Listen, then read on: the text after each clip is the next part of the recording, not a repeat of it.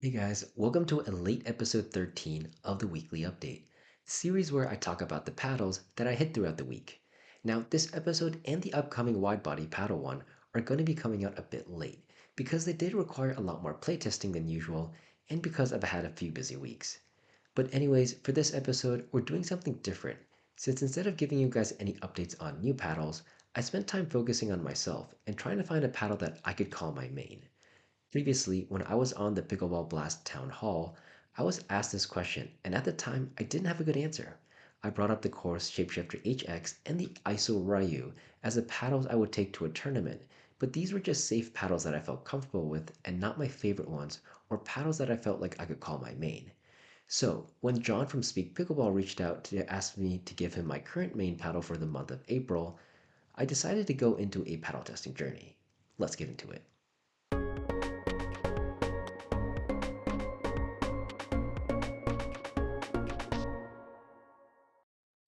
Let's first talk about the power paddles I tried. I knew I wasn't going to be able to control these that well off the bat, but I wanted to see if the benefits I got from having more put away power and overall firepower in general was going to be worth the loss in control and the time I would need to invest to use these comfortably. Now, for this category, there were three paddles that I wanted to do testing on: the Joola Pro 4s, the Thrive Smoke, and the 11624 Hurache-X Power. The Pro 4s have been pretty popular, as they have some of the most legal firepower on the market right now, and overall, many have seen them as an improvement to the Gen 3S, because they have a more plush feel off the face, which helps with control in the soft game. I tried all the elongated shapes for these, so the Magnus, the Perseus, Hyperion, and the Agassi. I would say overall I still like the Agassi the best out of them, but all of them were too hot for me to control. While my third shot drives and overheads were a lot more deadly, overall I was losing more points because I just made too many errors during rallies. I didn't see myself controlling these anytime soon, so I decided to look at paddles that were less hot. Moving on, let's talk about the Thrive Smoke. This is the paddle that I think is the most similar right now in the market to the PaddleTech TKO. It's got a solid crisp feel off the face and good power, but for overall firepower, it's not quite at the level of a TKO 14.3. I personally enjoy it more than the TKO, however, because it does have edge foam, so it's more forgiving with a larger sweet spot. Out of the power paddles, I actually enjoyed the feel of this one the most. The feel off the face wasn't too stiff or unstable feeling, and shots felt really nice on counters and putaways. That said, I had a similar issue to the Pro 4s. These paddles were just too hot for me. While I did enjoy the paddles more than the Pro 4s and had better control with them overall, I did feel that I was going to have a bit more of a learning curve with this than I wanted. I still didn't quite have the consistency down, which brings us into the final power paddle, the 11624 Hurache-X Power. The Hirachi ranks closer to the bottom of the power paddle category, with a stiff feel in the face that feels great during counters, but also has surprisingly decent dwell time to give it some good feel for control. Now, because it wasn't as hot as the other two power paddles, this was the most controllable one, and the one I played the best with. While I still enjoyed the feel of the Thrive Smoke more, I would say that overall I played better with the Hirachi.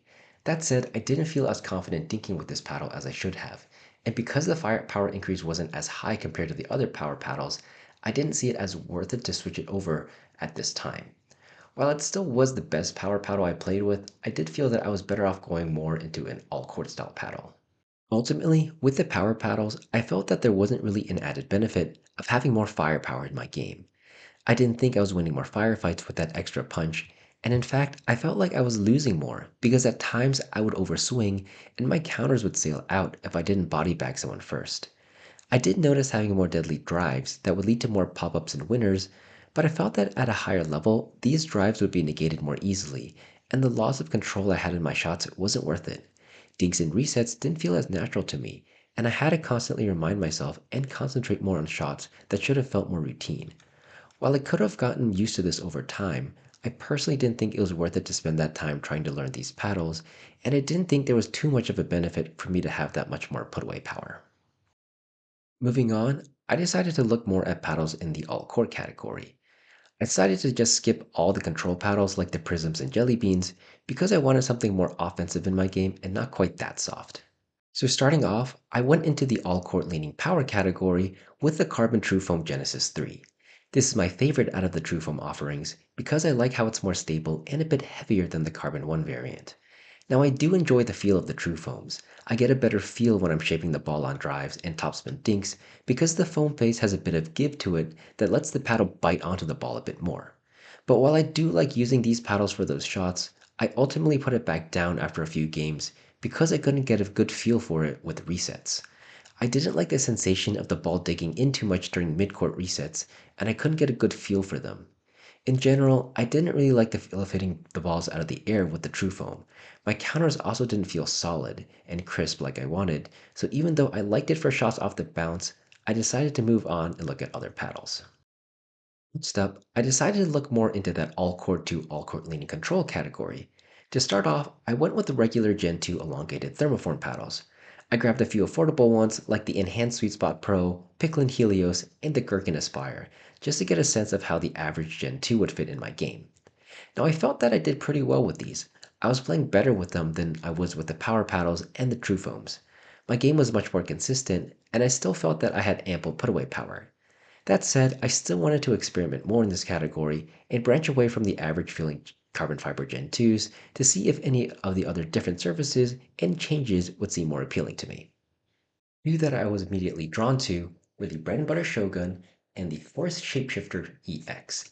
The Shogun was my favorite all-court paddle of last year, and I thought it would be an easy choice for me to pick up again.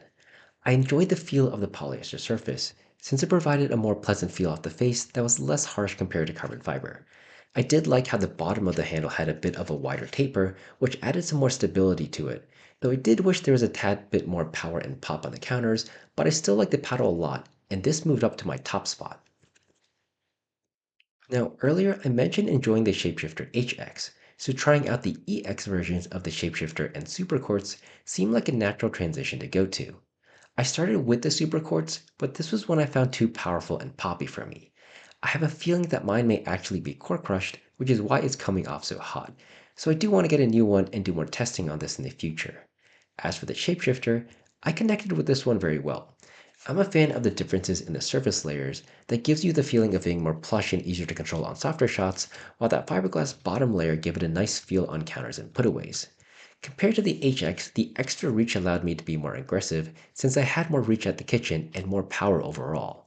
The increase in swing weight didn't bother me, and while I did notice the loss in stability and forgiveness, I felt that the longer shape allowing me to be more aggressive was worth it.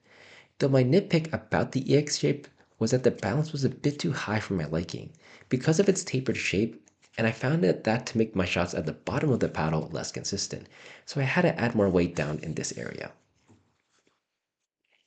At this point, I had the Shogun and EX Shapeshifter tied for the top spot, but before I got into deciding between the two, there were some other paddles that I received that I wanted to do testing on. The first was the UnMarked from Mark Pickleball. This is a Gen 2 that uses a CFC surface similar to the 11624 paddles in the Super Court, and it also uses a wider 10mm cell diameter like the Paddletech Bantams, so a bit more unique compared to some Gen 2s. I did enjoy this paddle, but I did wish the handle was slightly shorter so it could be more stable at the bottom, as out of the box my UnMarked was a bit head heavy, so customization options were limited for me. Another minor complaint I had was that I thought the overall feel was just a bit too dense feeling for me. Other than those two complaints, I like this paddle, but I didn't think it was good enough to top the Shogun or Shapeshifter because I didn't quite like the feel as much. The paddle was just almost there. And this brings us to a paddle that I wasn't even originally considering, and that's going to be the Gherkin NightShade E. For construction, it's basically the UnMarked but with a thinner 14mm core and a shorter handle. Normally, I don't like 14mm paddles because they tend to be very stiff feeling and unforgiving. However, I didn't find the Nightshade to be stiff like a Crbn 1X 14mm. That wide sail did help with the overall feel of the paddle, and where I found the UnMarked to be a bit too solid and dense feeling, the Nightshade felt just right for me. I was easily able to connect with the feel of the paddle in all my shots, and because it comes out of the box pretty stable for a 14mm elongated paddle, I didn't have to add too much weight to it. So far the setup I'm going for is zero point 0.1 ounces of their silicone strips from 8 and 4 down to the throat for some stability, and then I have 1.5 grams of tape at the top two corners for a bit more plow through. Overall, I would say that at this time, I'm playing better with the Shapeshifter and Shogun than I am with the Nightshade, but I do think I'm having more fun with the Nightshade, and I think I have more potential with it if I drill with it more. One last paddle we're going to talk about that came in last minute is going to be the Vatic Saga 14mm. Because I was really enjoying the nightshades, I was thinking that the Saga 14 V7 could be a stronger contender against it. The 16mm Sagas already had a plush feel compared to most Gen 2 16s, so I did think that the 14s would be similar and also not be harsh feeling off the face. Surprisingly, I was wrong here, and I found the Saga 14s to be stiffer than I expected. I personally wasn't really a big fan of the feel, and hitting these side by side with the nightshades, I just really enjoyed the feel of the nightshades better. That said, I still think the Saga 14s are a really excellent choice. I think if you were looking for more firepower from the Saga 16s, these really do offer it, you just have to be okay with that stiffer feel. So there you have it. That was my journey to finding a main paddle for the month of April. To recap, the top paddle I've picked and that I will currently drill and play with is going to be the Gherkin NightShade E. Tied at the number 2 spot is going to be the bread and butter Shogun and the Chorus Shapeshifter EX, the paddles I currently play the best with. For number 3, we have the Thrive Smoke, a paddle that I think I will revisit once I feel that I get more consistent with my shots. Number 4 is going to be the Hurache-X Power, which is more realistically the power paddle I should revisit. And at number 5, we have the UnMarked from Marked Pickleball. Now, this is just the list of paddles that I've hit with for this month of April. And there are a lot more paddles that are still coming out, and there are paddles that I might revisit, so my mind could change in the upcoming months, so stay tuned for more future videos on this. Anyways, thanks for everyone for watching, and let me know what you think about this style of video in the comments below.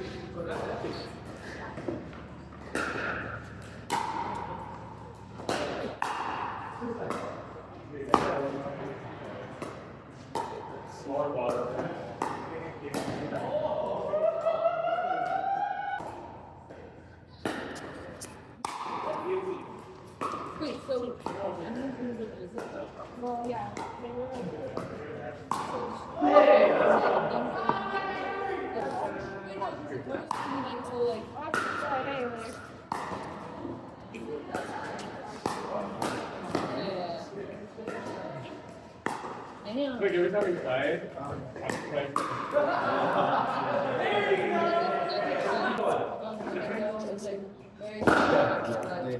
and then she was like, oh, what's this? Okay. Like, and like, but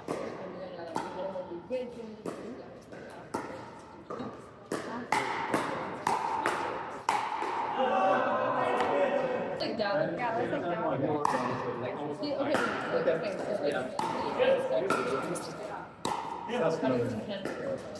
just will hang out.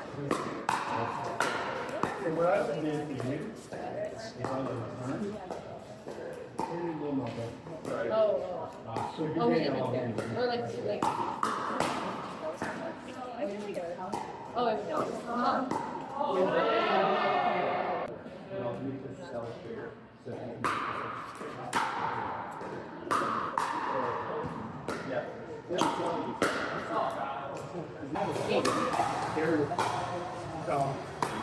I was the only eligible playing at home. So you go with me. I was black. No, he's got yeah. Somewhere along that week. During the weekday, we're going to work. We're going to find out what that's big next. Like if they don't want to. Look like yeah. Now, yeah, look like they're going to find out. Yeah. John.